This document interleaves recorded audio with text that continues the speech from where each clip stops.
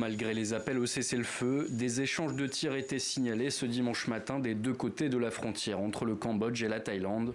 Le président américain Donald Trump a annoncé samedi avoir appelé les dirigeants des deux pays à mettre immédiatement fin au conflit. Je viens de m'entretenir avec le Premier ministre du Cambodge au sujet de l'arrêt de la guerre avec la Thaïlande. J'appelle en ce moment même le Premier ministre par intérim de Thaïlande pour lui demander également un cessez-le-feu et la fin de la guerre qui fait actuellement rage. Il se trouve que par coïncidence, nous traitons actuellement avec ces deux pays sur le plan commercial. Mais nous ne voulons conclure aucun accord avec l'un ou l'autre s'ils sont en guerre.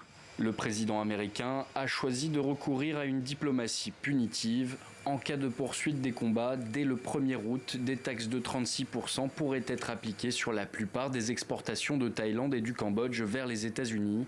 Une stratégie gagnante, les dirigeants cambodgiens ont finalement accepté d'entamer des pourparlers pour un cessez-le-feu. En réponse à Trump, le Premier ministre Hun Manet lui a clairement fait savoir que le Cambodge avait accepté sa proposition de cessez-le-feu immédiat et inconditionnel entre les deux pays. Côté thaïlandais, le gouvernement s'est également dit favorable à un cessez-le-feu à condition d'obtenir des garanties de sécurité pour les civils thaïlandais vivant le long de la frontière.